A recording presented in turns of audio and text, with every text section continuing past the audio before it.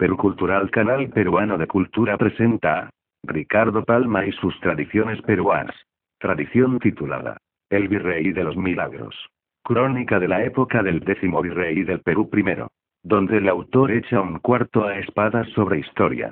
El excelentísimo señor D. Gaspar de Zúñiga Acevedo y Fonseca, conde de Monterrey, mereció el apodo de Virrey de los Milagros, no porque fuese facedor de ellos, aunque no falta panegirista que se los atribuya, atento a su ascetismo, gran caridad y otras ejemplares virtudes, sino porque en su breve período de mando estuvieron de moda las maravillas y prodigios en estos reinos del Perú.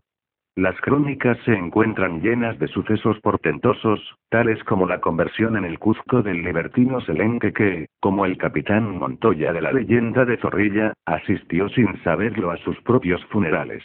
Rarezas del terremoto de 25 de noviembre de 1604 en Arequipa, fenomenales efectos de los rayos, resurrección de muertos, arrepentimiento de un fraile cuya bardagana dejaba como las mulas las huellas del herraje, apariciones de almas de la otra vida que venían a dar su paseíto por estos andurriales, y pongo punto a la lista que, a seguirla, sería cuento de nunca acabar.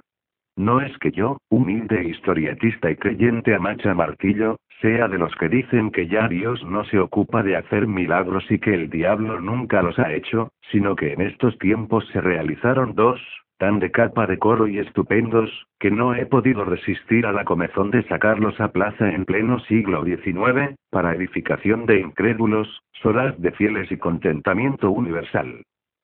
El conde de Monterrey, cuya hija fue mujer del famoso conde duque de Olivares, pasó del virreinato de México al del Perú, y entró en Lima el 18 de noviembre de 1604. Su salud hallábase tan quebrantada que poco o nada pudo atender al gobierno político del país. Y pasaba las horas en que sus dolencias le permitían abandonar el lecho, visitando las iglesias y repartiendo en limosnas todas sus rentas. Su caridad lo condujo a pobreza tal, que habiendo fallecido en 16 de marzo de 1606, no dejó prenda que valiera algunos roñosos maravedises y fue sepultado, a costa de la Real Audiencia, en la iglesia de San Pedro, poniéndose en su lápida esta inscripción: Maluid mori quamsdari. Las armas de la casa de Fonseca son 5 estrellas de gules en campo de oro. Y las de los Acevedo, escudo cuartelado, primero y cuarto en oro con un acebo de sinople, segundo y tercero en plata con un lobo de sable, bordura de gules con 8 autores en oro. Los únicos sucesos notables de su época fueron la fundación del Tribunal de Cuentas y descubrimiento de la isla de Otaipi, y con él la certidumbre de que existía la parte del globo llamada Australia en Oceanía. Esta empresa marítima, que tuvo éxito desgraciado, fue muy protegida por el conde de Monterrey. Las naves se equiparon en el Callao, y el jefe de la flotilla fue el ilustrado y valeroso marino Quirós. En este tiempo florecían en Lima Santo Toribio, San Francisco Solano y Santa Rosa, y el padre Ojeda, de la Recoleta Dominica, escribía los primeros versos de su inmortal poema La Cristiada. No es de extrañar, pues, que los milagros anduviesen bobos y a mantas.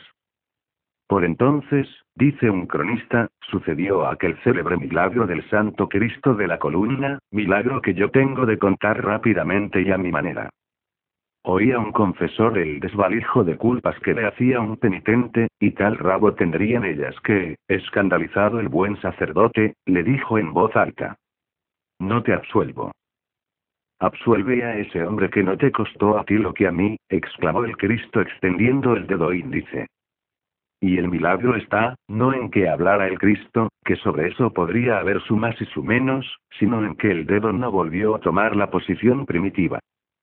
Pero no es este prodigio, que incidentalmente se me ha venido a la pluma, objeto de mi tradición, sino los que en otros capítulos verá el lector. Prodigios a que no os haré asignar año determinado, pues los cronistas que he consultado, aunque uniformes en lo substancial de los hechos, no lo están en cuanto a las fechas. Y de cómo puesta en la balanza una cuartilla de papel de alcohol resultó pesar 1000 duros de a 8. Pues, señor, India Busillis vivía una vida perra y de miseria por estos mundos de Dios. Una señora que había venido a menos por muerte de su marido, quien, al irse al hoyo, la dejó sin un cuarto ni estaca en pared, pero con dos mocetonas de buena estampa, a las que la pobreza ponía en riesgo de echar por la calle de en medio y entrar en camino de perdición. La madre y las hijas se ocupaban en trabajos de aguja. Pero antaño, como hogaño, la costura no cunde ni da para fantasías y es amago permanente de tisis y otras doranas. Vivían, como dice el refrán, boca con rodilla y en la mano la almohadilla. A las muchachas no les faltaba su respectivo cuyo, oficial de carpintero el uno y covachuelista o aprendiz de escribano el otro, mozos honrados a carta cabal, pero sin blanca ni amarilla. Mientras Dios no mejorase sus horas, el casorio in facie ecclesis era punto menos que imposible. El cura de la parroquia no era hombre de gastar saliva leyendo la epístola de San Pablo gratis et amore. En esta tribulación, ocurriósele a la madre solicitar la protección de un acaudalado comerciante que gozaba fama de generoso y compasivo. Fue la viuda al estanco, compró un pliego de papel de hilo, partiólo por mitad, pidió prestados al catalán de la esquina tintero de cuerno y pluma de ganso, escribió la misiva, espolvoreó sobre lo escrito un puñado de tierra, cerróla con migaja de pan, y un chico de la vecindad, adiestrado en el oficio, marchó a las volandas de correo. Hallábanse a la sazón de tertulia en el almacén o bodega del comerciante varios de sus amigos, gente toda de rumbo y de riñón bien cubierto. Recibió el dueño el billete, y riéndose lo mostró a los demás. La misiva decía ad pedem literae, y perdonen ustedes la ortografía, que una costurera de 3 al cuarto no está obligada a pespuntes gramaticales. Muy señor mío y mi dueño de todo mi corazón. Doña Juanita Riquelme, la confesada del padre definidor, pide a vuesa merced cuyas manos besa que la socorra en una necesidad mandándolo de limosna lo que pese este papelito y que Dios se lo pague y se lo aumente y no soy más que su humilde criada. Rieron no poco los tertulios con lo original de la petición, y el vanidoso comerciante puso la carta en un platillo de la balanza, y en el otro una onza de oro. Cosa de brujería.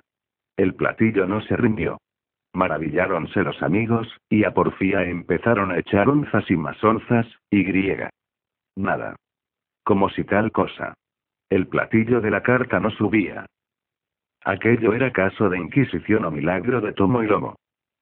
Por fin, el papelito se dio por vencido tan luego como en la balanza se hallaron depositadas onzas por valor de 1000 pesos de a 8 reales, con cuya suma dotó la viuda a sus hijas, que tuvieron larga prole y murieron cuando les llegó la hora. Paréceme que el milagro no es anca de rana. Pues allá va el otro. Y de cómo las benditas ánimas del purgatorio fueron rufianas y encubridoras. Esto sí que no pasó en Lima, sino en Potosí. Y quien lo dude no tiene más que echarse a leer los anales de la Villa Imperial, por Bartolomé Martínez Vela, que no me dejarán por mentiroso. Diz que el sobrino del corregidor Sarmiento, a quien no tuvo el lector la desdicha de conocer ni yo tampoco, era gran aficionado a la fruta de la huerta ajena. Habrá pícaro. Andaba, pues, el tal a picos pardos con la mujer de un prójimo, cuando una noche que estaba ya sobre aviso, llegó tan repentinamente que el galán no tuvo tiempo sino para esconderse, más doblado que abanico, bajo un mueble del dormitorio, mientras su atribulada cómplice, temblando como azogada, exclamaba: «Válganme las ánimas benditas del purgatorio». Entró Otelo furioso, puñal en mano y daga al cinto, resuelto a hacer una carnicería que ni la del rastro un matadero. Y de pronto se detuvo en el dintel de la puerta, se inclinó cortésmente, y dijo: «Buenas noches, señoras mías». Y siguió su camino para otra habitación, convencido de que en su honra no había la más leve manchita, y de que era un vil calumniador el caritativo Kidam que le había dado el amargo aviso. Cuando más tarde se halló a solas con su mujer, la preguntó: «¿Qué buenas mozas eran las que tenías de visita?». Y la muy zorra contestó sin turbarse: «Hijo, eran unas amiguitas que me querían mucho, y a quienes yo correspondo su cariño». Y la señora quedó firmemente persuadida de que debía su salvación a la complacencia de las benditas ánimas del purgatorio, que se prestaron a desempeñar en obsequio suyo el poco airoso papel de terceras. Puso enmienda a sus veleidades amorosas, y se hizo tan devota de las amiguitas del otro mundo que no economizaba agasajarlas con misas y sufragios, para tenerlas propicias, si andando los tiempos volvía a encontrarse en atrenzos idénticos. Y si este no es milagro de gran fuste, que no valga y que otro talle. Pues lo que soy yo me lavo las manos como Pilatos, y pongo punto final a la tradición.